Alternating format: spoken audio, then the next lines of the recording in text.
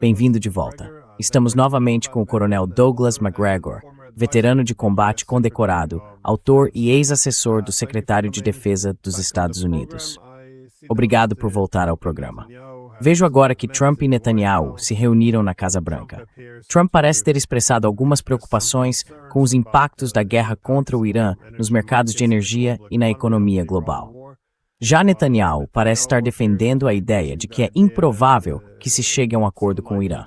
Portanto, o necessário seria aumentar a pressão econômica, mas também realizar ataques militares. Há algo a se tirar dessa reunião? Ela teve alguma importância? Ou este continua sendo essencialmente o caminho que estamos seguindo?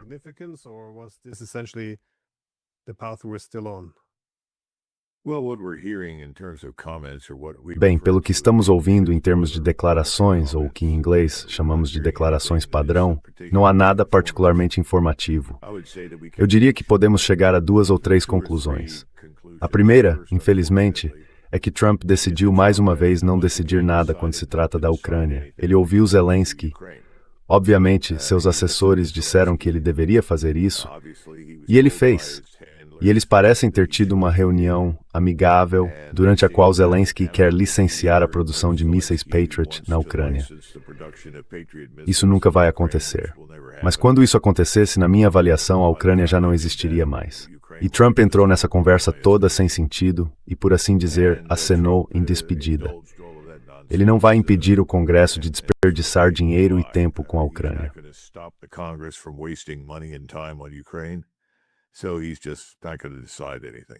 Então, ele simplesmente não vai decidir nada. É decepcionante, mas acho que isso é algo a que os russos já se acostumaram.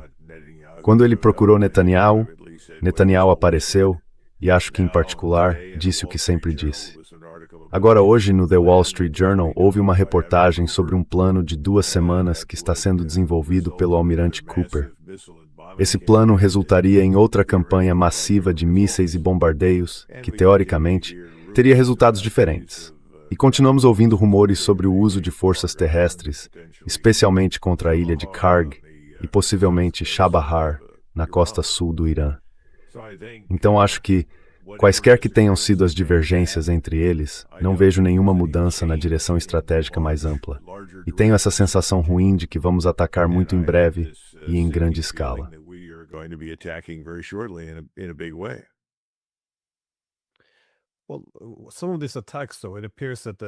Bem, em alguns desses ataques, parece que o controle da escalada não está bem definido. Vimos os ataques no Iraque. Isso pode ter muitas consequências imprevistas. O envolvimento do Iêmen na guerra agora também é profundamente problemático. Mas especialmente, bem, muitos países envolvidos nisso. Qual deles mais preocupa você neste momento? Eu achei que a questão do Iraque é subestimada, o quão ruim isso pode ficar. Mas, de novo, eu não sou especialista nisso.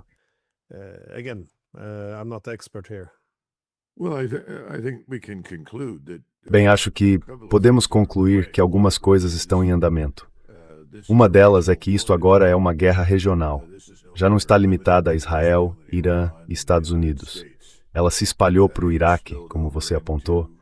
As forças de mobilização popular de lá, as PMF, são muito leais aos iranianos, que ficaram ao lado delas durante a Guerra Civil e praticamente desde o início da nossa intervenção e ocupação.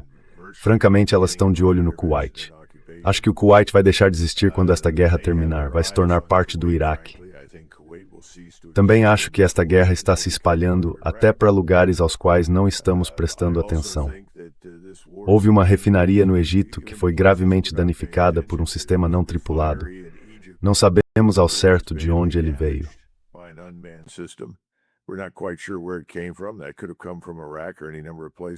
Isso poderia ter vindo do Iraque ou de vários outros lugares. Poderia ter vindo dos Houthis. O Ansar agora controla o acesso ao Mar Vermelho.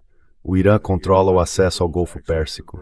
Basicamente, sai uma mensagem clara e inequívoca de que a Marinha dos Estados Unidos já não controla nenhum dos dois e, aliás, já não é a força dominante que dizia ser. Acho que há um segundo ponto, e esta é a parte mais importante.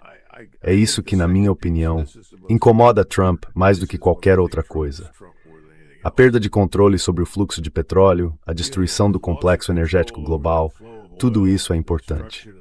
Mas para Donald Trump pessoalmente e para seu círculo mais próximo, o que está em jogo agora é a sobrevivência da hegemonia militar, política e econômica americana.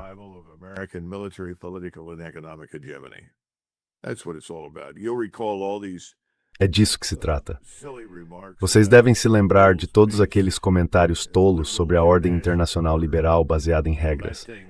Bem, isso foi arquitetado no período posterior a Bretton Woods, com o Fundo Monetário Internacional, o Banco Mundial, os instrumentos que supostamente seriam úteis e bons para as pessoas no mundo. E por algum tempo, as pessoas acreditaram nisso. Mas, por fim, perceberam, como Charles de Gaulle previu, que tudo o que estava sendo desenvolvido era, na verdade, um cavalo de Troia do poder hegemônico americano. Bem, isso é verdade. E o que aconteceu nos últimos 30 anos, como os russos e outros observaram, é que esse poder hegemônico se expandiu e chegou a um ponto intolerável.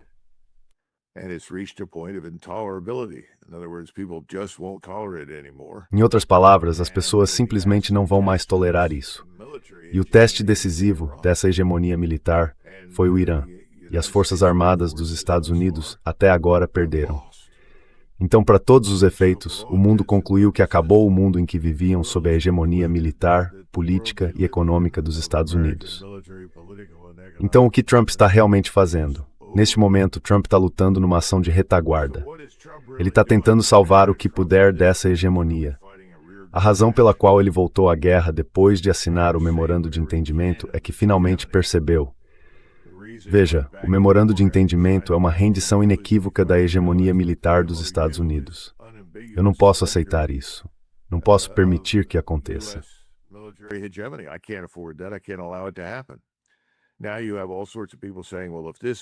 Agora, há todo tipo de gente dizendo, bem, se isso for permitido, se não conseguirmos derrotar o Irã, então outros vão nos desafiar. Nos próximos anos seremos alvos. O Irã vai nos atacar. Todo esse tipo de bobagem.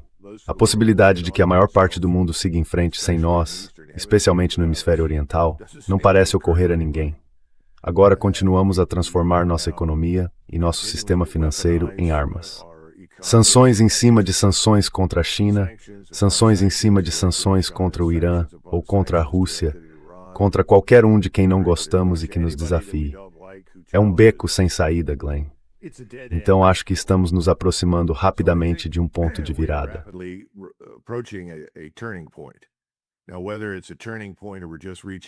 Agora, não sei se isso é um ponto de virada ou se estamos apenas chegando à entropia. Mas se você olhar para os russos neste momento, ao contrário do que as pessoas dizem no Ocidente, eles estão avançando. E as Forças Armadas russas estão mais fortes hoje do que em qualquer momento desde os anos 1980. Cada vez mais forças estão sendo mobilizadas, treinadas e equipadas. E as forças russas agora estão na prática bloqueando os portos de Odessa e Mykolaiv, fechando esse acesso e transformando o que resta da Ucrânia numa área sem saída para o mar. E Kiev está justificadamente preocupada que essas chamadas cidades-fortaleza vão cair em breve. E isso então efetivamente abre o caminho para Dnipro, Kharkov e Kiev.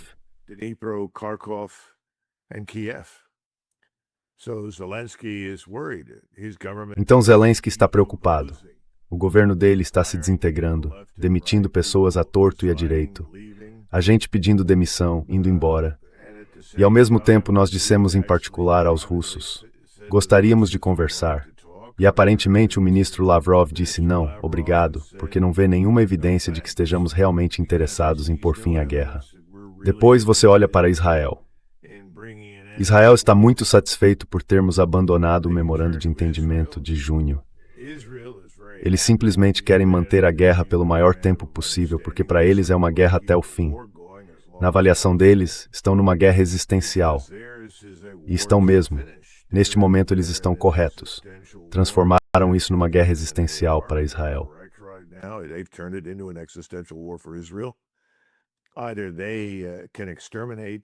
Ou eles conseguem exterminar e aniquilar seus inimigos em toda a região, ou não.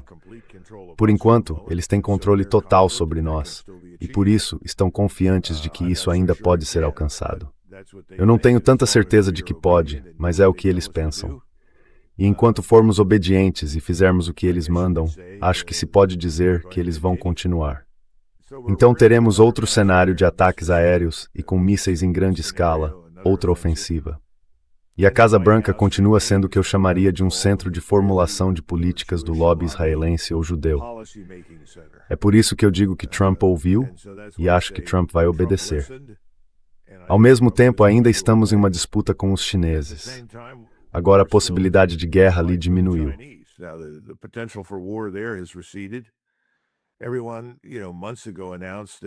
Há meses, todo mundo anunciava que não tínhamos mísseis nem capacidades suficientes para atacar a China e que se atacássemos, perderíamos.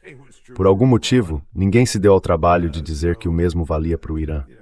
Então, sabe, esse é um resultado catastrófico para Trump. E a outra coisa da qual Trump, eu acho, não está ciente, talvez esteja, é que agora estamos começando a ver o surgimento de um novo eixo. Falamos desses eixos o tempo todo. Bem, existe apenas um eixo no Ocidente e no Oriente Médio, o eixo israelo-americano. Mas quando você olha para o leste, há um eixo em crescimento, que eu diria é composto por Rússia, China, Irã e eu acrescentaria Turquia.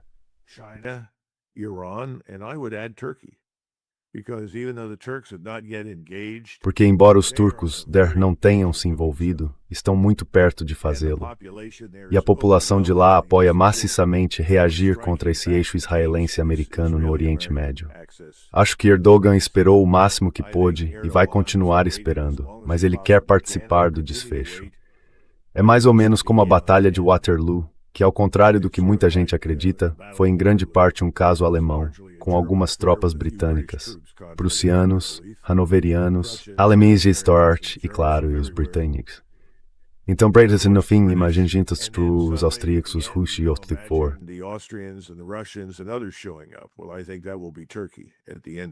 Bem, acho que no fim de tudo isso será a Turquia.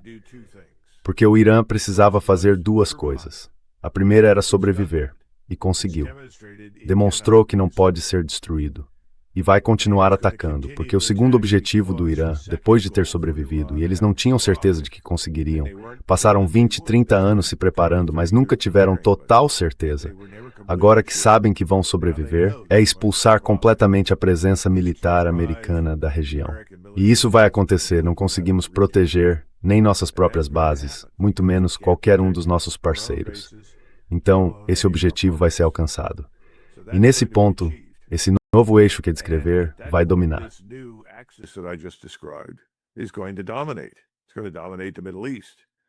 Isso vai dominar o Oriente Médio. Vai dominar a Europa Oriental, talvez a Europa Ocidental, porque as pessoas na Europa Ocidental estão olhando para isso e dizendo, bem, por que deveríamos nos alinhar aos Estados Unidos? Eles não são mais a principal potência econômica. Já não têm a mesma influência política. Financeiramente levaram-nos à ruína. Sabe, fazemos parte desse golpe ocidental, fazer circular e recircular todos os dólares de volta por Nova York, financiar nossa dívida gigantesca, os europeus têm disso. E por fim, a dimensão militar.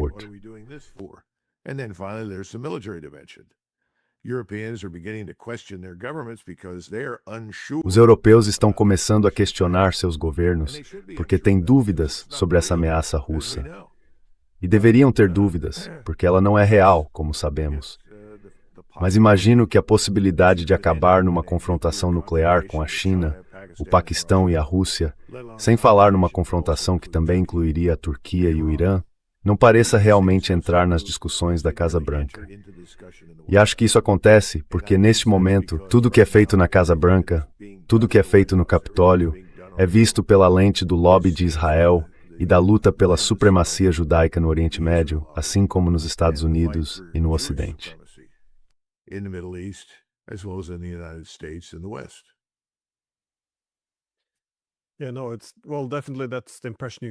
Não. Bem, essa foi berreta a impressão que você também teve da reunião entre Trump e Netanyahu, porque tudo foi de certa forma enquadrado em torno de como isso beneficia Israel. Para começar, Netanyahu aparentemente mostrou um mapa a Trump, sabe, reclamando que a Turquia controla 50 vezes mais território na Síria do que Israel, e que, bem, essencialmente isso não é justo. Eles querem a maior parte dos espólios de guerra. E também, nesse acordo nuclear entre os Estados Unidos e a Arábia Saudita, Trump aparentemente garantiu a Netanyahu que isso dependeria de a Arábia Saudita normalizar as relações com Israel. Mas, mais uma vez, isso também colocaria pressão de proliferação sobre o Irã. Então, parece que muitas decisões ruins estão sendo tomadas para servir a Israel. Mas quão estável está agora a situação para os israelenses? Porque muito disso tem um cheiro de desespero.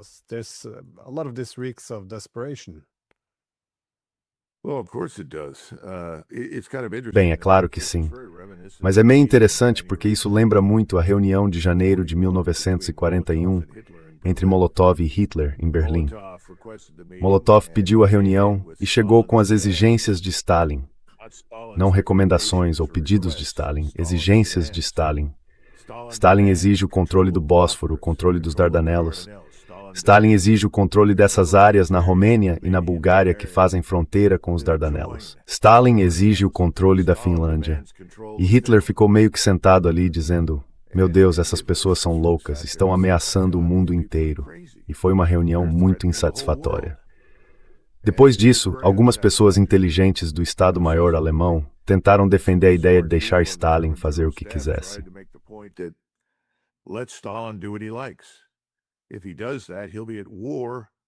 Se ele fizer isso, estará em guerra com o Império Britânico e com todo mundo, porque eles não podem aceitar essas coisas. E isso funcionaria a nosso favor. Mas o tolo do Hitler disse: não, temos que defender a civilização, o Ocidente, contra os soviéticos. Imagine só, o resto é história. Você tem uma guerra. O problema que tenho com essa reunião que você acabou de descrever é que Zelensky e Netanyahu estão unidos pelo quadril. Ambos são apoiados pelos mesmos grupos de pessoas. Vamos ser francos. Os mesmos grupos de pessoas que querem, essencialmente, esvaziar as populações do Oriente Médio de árabes muçulmanos e árabes cristãos e substituí-los por judeus, são as mesmas pessoas que querem fazer algo semelhante com a Rússia. Então eles apoiam essa confusão na Ucrânia.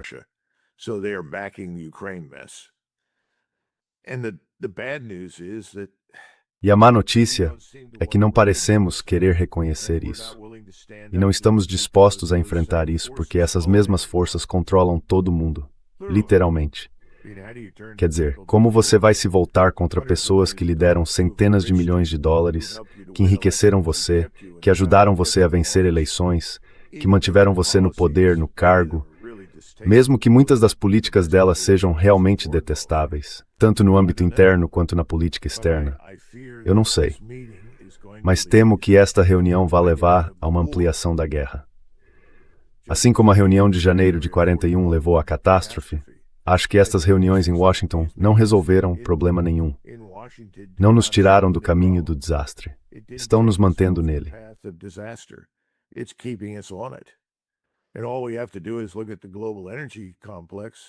E tudo o que precisamos fazer é olhar para o complexo energético global e para a economia global. E sabemos que todas essas coisas estão despencando no abismo. Sabe, as pessoas aqui nos Estados Unidos e acho que também na Europa não percebem que nem começamos a sentir os efeitos da desorganização do complexo energético. Vai piorar muito. Eu olho para a situação na Alemanha. A Vedavo está essencialmente cometendo harakiri. Harakiri. Está numa trajetória suicida. Não sei como o governo alemão pode sobreviver. É uma situação ruim. E em vez de nos tirar disso, que era o que Washington sob Trump deveria fazer, estamos marchando direto para isso. Então não é tanto que Trump esteja tomando decisões. É o fracasso dele em tomar as decisões certas e em estender essas políticas também, que vai trazer desastre para nós, para a Europa e para o Oriente Médio.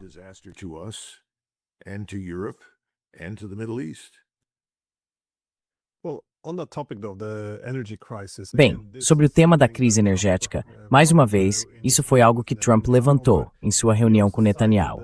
Mas ele também citou a preocupação com a energia e com a economia global como motivo para assinar o memorando de entendimento, do qual depois recuou praticamente no momento em que o assinou. Mas agora, é claro, a questão de Hormuz não foi resolvida. E, ao que parece, não vai ser resolvida. Podemos acrescentar o Mar Vermelho a isso, só para tornar tudo ainda mais complicado. E vemos essas instalações energéticas sauditas sendo atacadas. E bem, Dá para acrescentar muitas outras crises a essa lista. Mas os preços da energia não parecem refletir as realidades graves das quais você fala.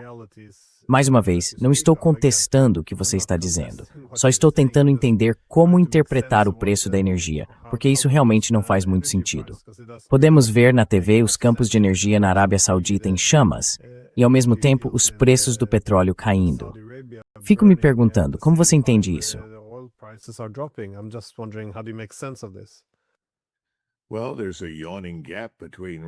Bem, há um abismo enorme entre a realidade e a fantasia em Wall Street. Wall Street está acostumada à manipulação. Lembrem-se, para Wall Street tudo é financiarizado. Não há pessoas em Wall Street que já tenham ido a plataformas de perfuração. Não há pessoas em Wall Street que tenham visitado refinarias. Sabe, se você perguntar quantas refinarias temos hoje, quantas refinarias tínhamos há 30 anos, eles não fazem ideia, não veem problema nenhum. E a Casa Branca, graças à liderança de Trump e de seu círculo mais próximo de assessores, tem sido muito eficaz em manipular os preços do petróleo. Mas sabemos, por exemplo, que o custo do petróleo descarregado de um navio, neste momento, é de cerca de $140 por barril.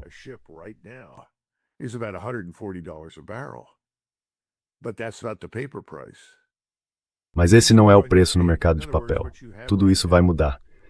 Em outras palavras, o que você tem agora? Qual é a palavra certa? Sabe, nas comunicações militares, a gente fala de latência.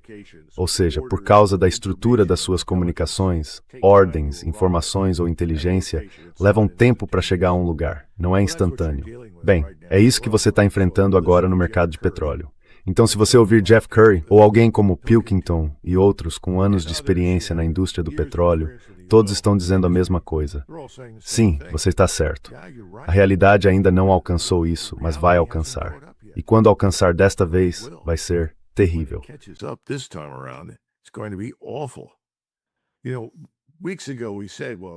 Sabe, semanas atrás nós dissemos, bem, se o presidente Trump se retirar disso ou puser um fim nisso, há uma chance de sairmos com danos mínimos. Em 2 ou 3 anos, poderíamos voltar à normalidade. Mas para onde estamos indo agora, isso vai levar uma década ou mais. E tudo vai mudar. Quero dizer, quando você ouve os iranianos e outros no Oriente Médio que são fundamentalmente contrários a nós e a Israel, todos dizem a mesma coisa. Sykes-Picot acabou. Em outras palavras, as estruturas do passado, formuladas no fim da Primeira Guerra Mundial, estão desaparecendo. Vamos viver em um novo Oriente Médio e ele não vai ser dominado. Não vai ser o projeto grande de Israel. Não vai ser os Estados Unidos.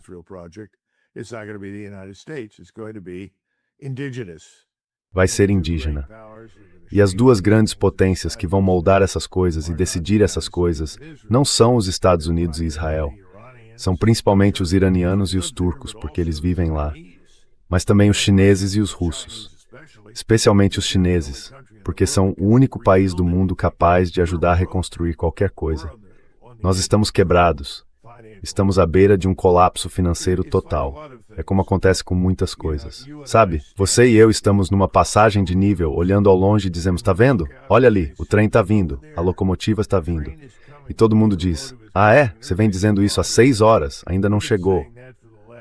É, mas agora a gente consegue ver. Tá visível, tá vindo. É isso.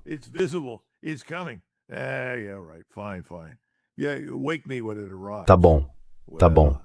Me acorde quando isso chegar. Bom, vai chegar, Glenn. Então, sabe, você pode reprisar isso em algum momento no futuro. E as pessoas que disseram, eu sou louco, McGregor é louco, todos esses outros especialistas são loucos, todos esses outros analistas militares são loucos. Reprisem isso e todo mundo ficará chocado. Bom, por que não fizemos alguma coisa? Essa será a pergunta. Bom, o homem que tem de fazer alguma coisa se chama Donald Trump. E não é uma questão do que ele está fazendo, é uma questão do que ele deixa de fazer. Ele simplesmente decidiu não decidir. E é por isso que você vê essa oscilação dia sim, dia não. Vou destruí-los. Vou atingir todas as pontes. Certo. Que diferença isso faz? O que você vai fazer? Destruir todos os hospitais? Qual é o seu plano? Que alvos seriam tão importantes?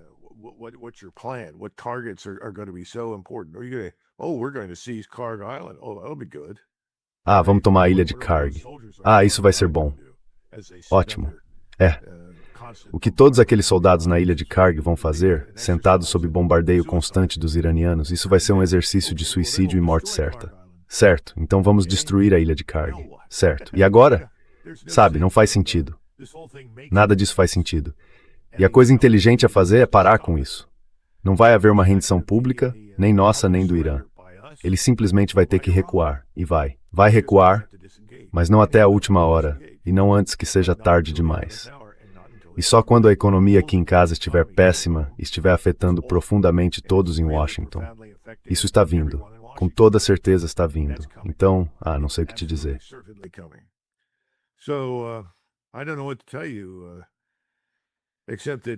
Só que o presidente Trump não entende plenamente os limites do poder aéreo e naval americano.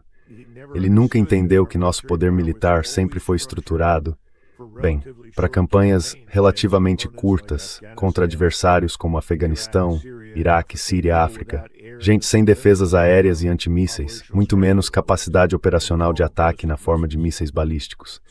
Além disso, temos de operar por meio de um sistema logístico de apoio muito extenso, e ele é muito frágil. E essa é uma das razões pelas quais estamos numa pausa agora. Então, sabe, esse não é um problema novo. Ao contrário do que muita gente acredita, lidamos com isso desde o governo Bush em 2001. Mas é onde estamos. E Trump nunca entendeu isso. E agora vai pagar um preço terrível por isso, prevejo eu, politicamente.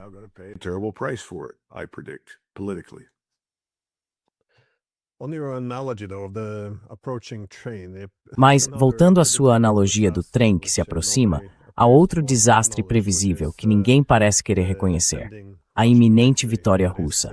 Ou seja, apesar de todas as evidências, pelo que vejo, nosso establishment político e midiático ainda se apega à narrativa de que a maré está virando a favor da Ucrânia e da OTAN. Mas agora vemos territórios-chave entrando em colapso. Vemos esse discurso de Putin, no qual ele parece muito confiante. Ouvimos de Moscou que eles estão bastante irritados e prontos para abandonar qualquer contenção. Eles não têm mais nenhuma confiança na diplomacia, o que significa que vão buscar uma vitória muito brutal. E nesse contexto, agora vemos o general Surovikin, também conhecido como General Armageddon, sendo reintroduzido.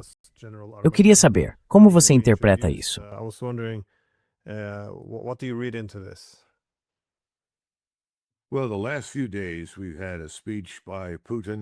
Nos últimos dias tivemos um discurso de Putin para um público muito grande dentro do Kremlin e outra apresentação com os veteranos, principalmente da Marinha, oficiais navais, pelo que entendi, com base nos uniformes. Ambos foram importantes porque o presidente Putin sinalizou, sabe, que as coisas estão prestes a mudar.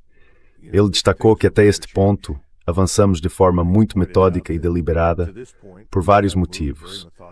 Obviamente, este é provavelmente o homem na história da Rússia que mais se preocupa com vidas russas de todos em quem consigo pensar nos últimos 1000 anos, o que é um mérito dele. Mas ele destacou que ele disse, eu tive de ser muito cauteloso por causa da economia.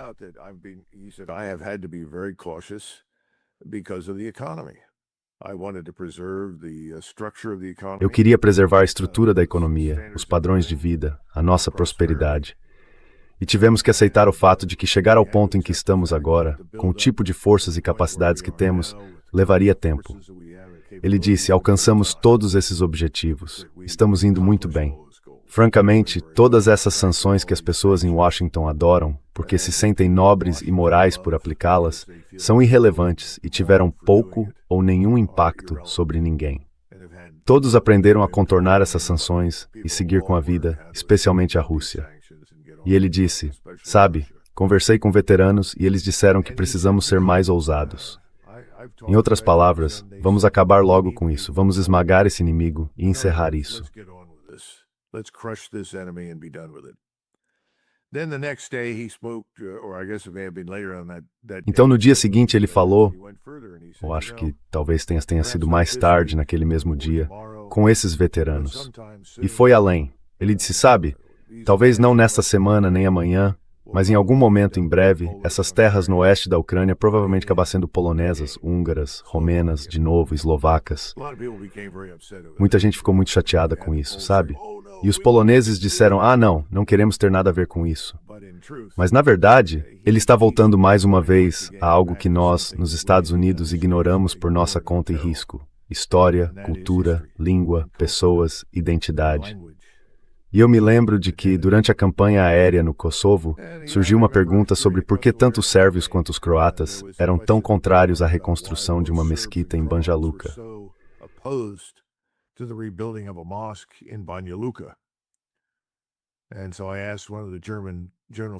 Então eu perguntei a um dos oficiais do Estado-Maior alemão, que aliás hoje é major-general, talvez já esteja aposentado, um homem muito competente. E eu disse: sabe, me ajude, não tenho tempo de pesquisar isso por conta própria. Descubra qual é a questão. E ele fez isso. Voltou, escreveu um texto bem curto, de apenas algumas páginas, e me entregou no dia seguinte. E, de fato, descobriu-se que a mesquita de Banja Luka tinha sido erguida com o dinheiro que a população da Eslavônia Oriental arrecadou para resgatar a cabeça de um nobre austríaco que havia comandado a defesa da Eslavônia Oriental contra os turcos. Isso foi no início dos anos 1600.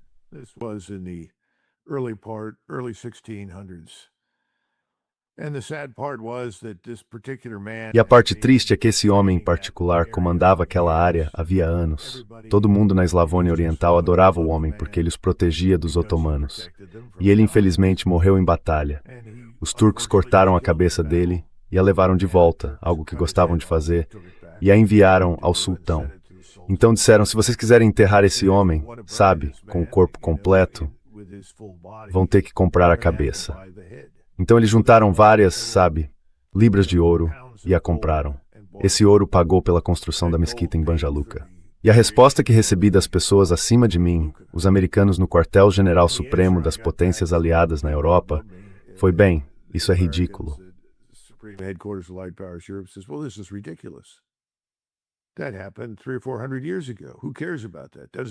Isso aconteceu há 300 ou 400 anos. Quem se importa com isso? Isso não significa nada. Eu disse: nos Balcãs, isso foi ontem. Nós não entendemos os europeus. Então, quando o presidente Putin fez seus comentários, ele estava dizendo a verdade. A maior parte do que chamamos de Ucrânia fazia parte da Lituânia polonesa. Aliás, antes disso, estávamos falando de Minsk. Eu nunca estive em Minsk, mas havia uma enorme coluna lá e ela dizia em 3 idiomas: aqui começa a Lituânia.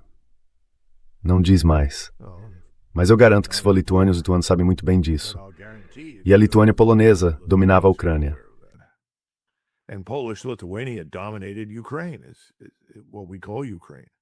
É o que chamamos de Ucrânia. E quando ele diz que a Ucrânia não era um Estado-nação, ele não está errado. Era mais uma região.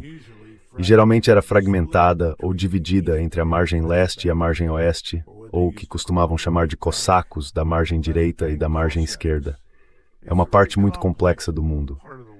Mas o ponto dele é que, sabe, as pessoas que vivem hoje em muitas dessas áreas não são ucranianas.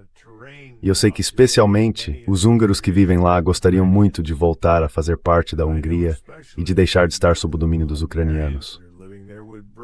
Tenho certeza de que alguns poloneses sentem o mesmo.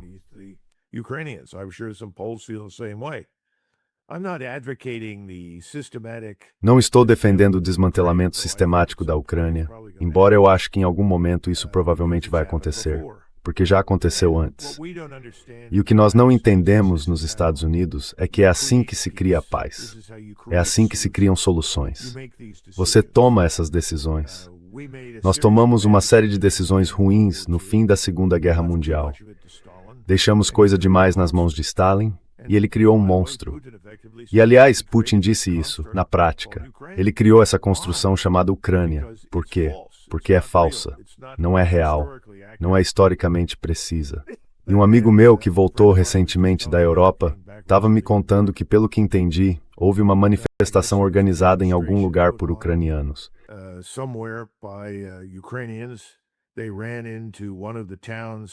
Eles entraram em uma das cidades, acho que pode ser Constantinówka, eu não falo o idioma, então talvez tenha pronunciado errado. E eles colocaram algumas bandeiras ucranianas e tiraram fotos para poder enviar isso à mídia e dizer: bem, a cidade não está realmente sob controle russo. Então os russos apareceram, todos eles pararam e se renderam. E os russos perguntaram: o que vocês estão fazendo? Ele disse: bem, mandaram a gente vir aqui e fazer isso, então fizemos. Ele perguntou: bem, o que vocês querem fazer?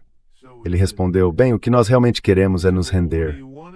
E então eles se renderam aos russos e ressaltaram que os russos os trataram muito bem.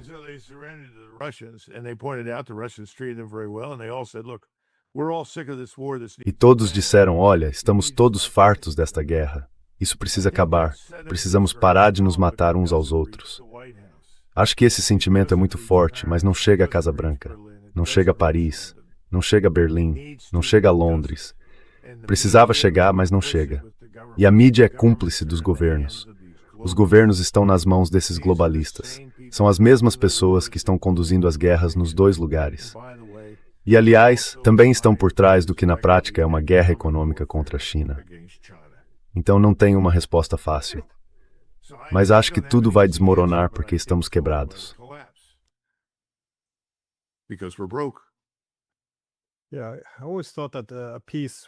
Sim, eu sempre achei que uma paz teria de ser, bem, porque os europeus vêm essencialmente boicotando a diplomacia. Então eu sempre achei que uma paz na Ucrânia teria de ser estabelecida entre Moscou e os Estados Unidos. Mas é que não há perdas para os países da OTAN. Então não existe tanta motivação para acabar com isso. Quer dizer, se os ucranianos matam um russo, os russos matam 5 ucranianos. Para a OTAN, a perda é 0. Então, não há essa pressão para pôr fim a isso.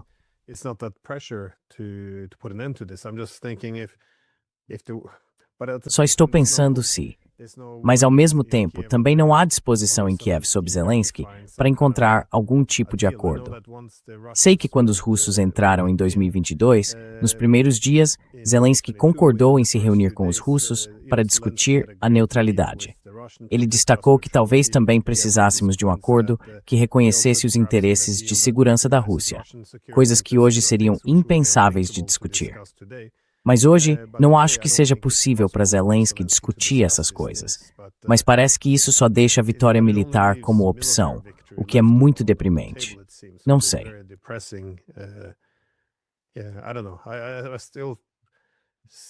Ainda, se alguém tivesse me dito, 20 anos atrás, que ucranianos e russos estariam se matando aos centenas de milhares, seria muito difícil acreditar nisso. Mas, se recuarmos um pouco, você mencionou antes que Sykes-Picot acabou, que haverá um novo Oriente Médio. Mas como você vê isso em relação à Europa? Porque como isso vai, quando isso acabar, e ainda não acabou, veremos a Rússia e a China desempenharem um papel muito diferente. Os europeus e os americanos provavelmente estarão um pouco mais fragmentados. Pelo menos o Ocidente político não vai se parecer com o que era no passado. Como você vê, essencialmente, o mundo sendo moldado por essas guerras?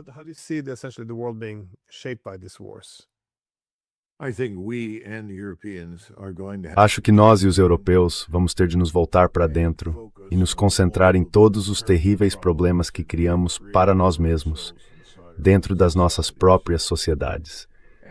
E eu sei que pouquíssimas pessoas enxergam as coisas desse ponto de vista. Ninguém gosta de dizer que somos os autores da nossa própria destruição. Mas todos nós vamos ter de analisar as políticas dos últimos 30, 40 anos que nos trouxeram até este momento. Os europeus vão ter de lidar com todas essas enormes quantidades de imigrantes indesejados, pessoas que começaram a chegar em 2015 e sobre as quais os europeus nunca foram consultados.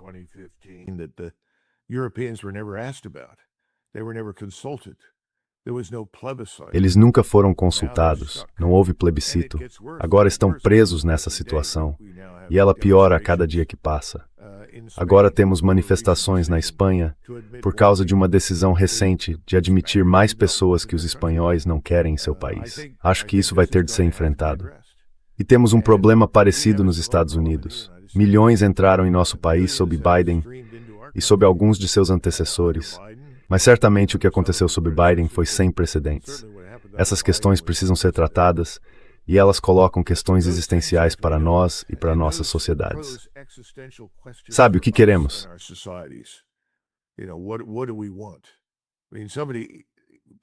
Quero dizer, alguém falou comigo outro dia e disse: Sabe, Doug, o problema é que há muitos anos tentamos fazer os americanos se concentrarem em todas essas guerras desnecessárias, nessas intervenções no exterior, identificando o que quer que estivéssemos fazendo com direitos humanos e democracia. Ele disse, você e eu sabemos que isso tudo é bobagem. Eu respondi, claro. Ele disse, os americanos estão começando a perceber isso. Agora sabem que foram, essencialmente, enganados, que mentiram para eles. Acho que os europeus vão chegar à mesma conclusão. E acho que vocês verão algo no Ocidente, na escala das revoluções de 1848. Ora, aquelas revoluções não alcançaram seus objetivos, porque naquela época, os governos eram fortes e não precisavam fazer muitas concessões.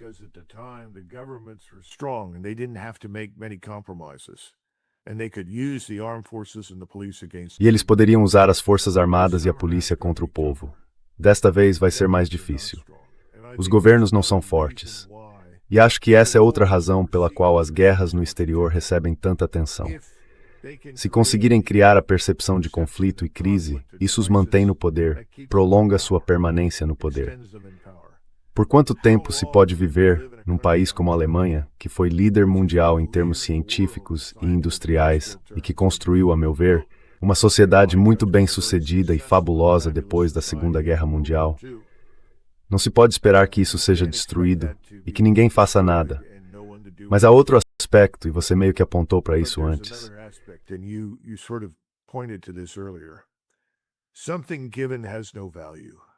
Algo que é dado não tem valor. Se você não conquista, não dá valor. As pessoas que reconstruíram a Europa depois da Segunda Guerra Mundial, na Alemanha, entendiam o que estavam fazendo. Elas compreendiam a importância crítica da tarefa que tinham pela frente, eram dedicadas ao seu país e o reconstruíram. Elas morreram. Em números esmagadores, já não estão mais aqui. As pessoas que estão lá agora são, em muitos aspectos, beneficiárias do que foi feito. Mas também se tornaram vítimas de políticas idiotas, políticas destrutivas. Algumas delas foram votadas por essas pessoas, outras não. Elas têm de lidar com a realidade.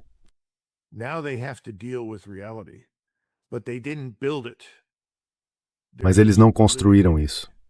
Estão apenas vivendo nisso. Agora sabem o quanto isso é importante, como precisam lutar por isso se quiserem que sobreviva. E acho que isso é verdade em toda a Escandinávia. Acho que é verdade em todo lugar. Sabe, é verdade nos Estados Unidos.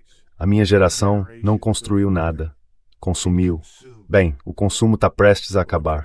Então a construção tem que começar. Vamos ter que construir algo novo, porque o que construímos no passado já não se aplica às nossas necessidades de hoje. Isso talvez também seja verdade na Europa. É por isso que acho que essas guerras, esses conflitos, vão acabar por razões financeiras e econômicas, mais do que por qualquer outra coisa.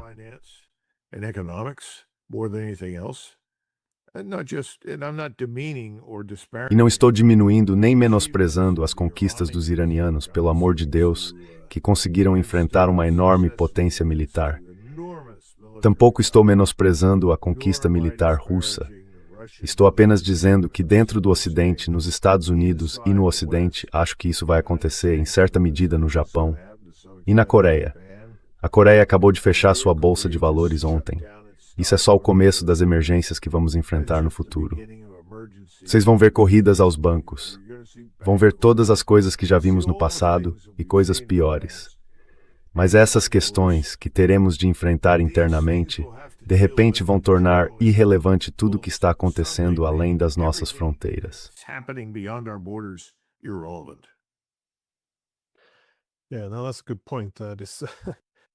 Esse é um bom ponto.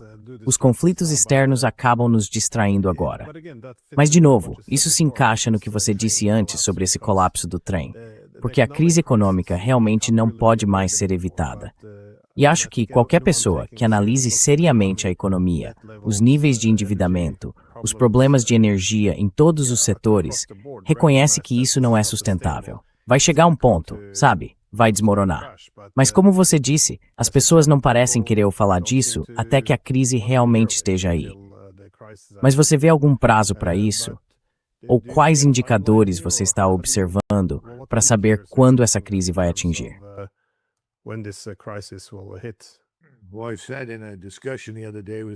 Bem, outro dia participei de uma discussão com algumas pessoas muito corajosas falando sobre IA.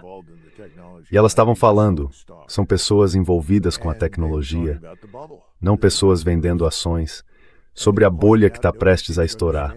E destacaram que ninguém parece entender que a IA consome uma quantidade enorme de energia.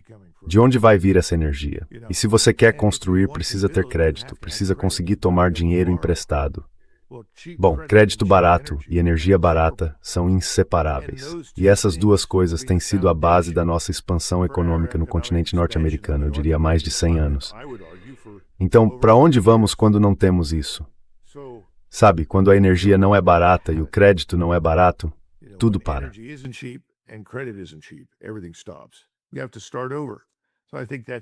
Temos que recomeçar. Então acho que isso está vindo.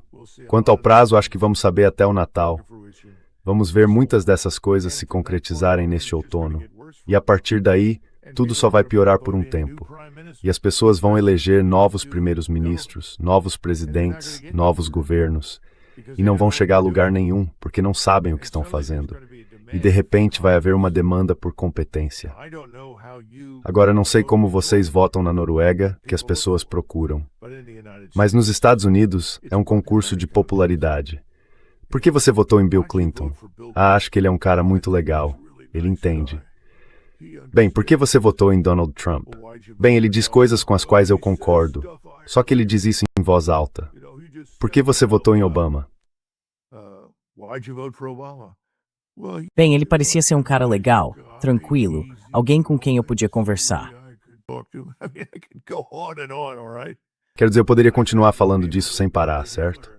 Eu conversei com pessoas que se encontraram com Hitler e perguntava, sabe, o que havia naquele homem? E todo mundo dizia a mesma coisa. Ah, era um homem com quem dava para conversar. Certo, ótimo. Mas em algum momento, competência é fundamental, não é?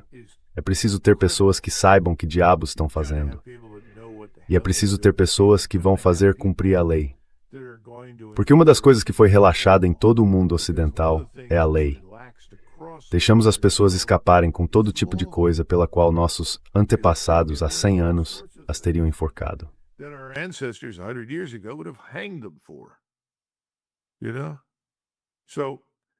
Sabe, ainda temos um longo caminho pela frente. Vamos levar anos para nos recuperar.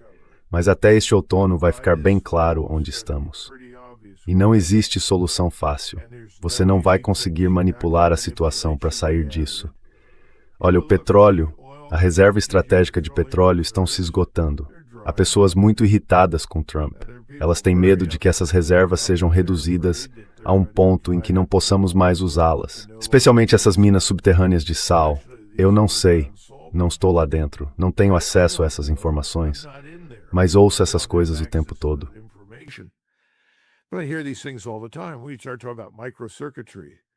Começamos a falar de microcircuitos e dos requisitos para os microchips de que precisamos desesperadamente, não só para os militares, mas para manter toda a nossa economia funcionando.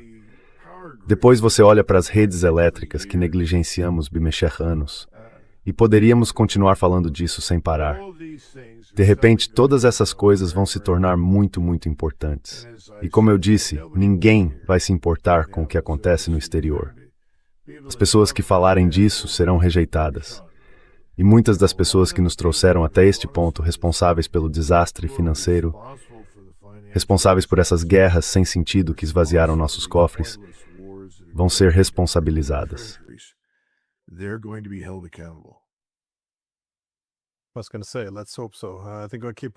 Eu ia dizer isso.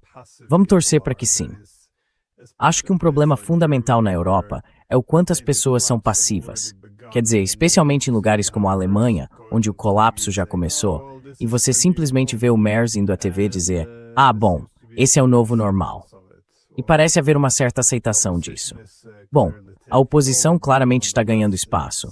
Mas ainda assim, para ser sincero, fico um pouco surpreso que as pessoas não tenham ido às ruas. Enfim, muito obrigado pelo seu tempo e pelas suas análises. E é isso, vamos torcer por dias melhores. Com certeza, Glenn, muito obrigado.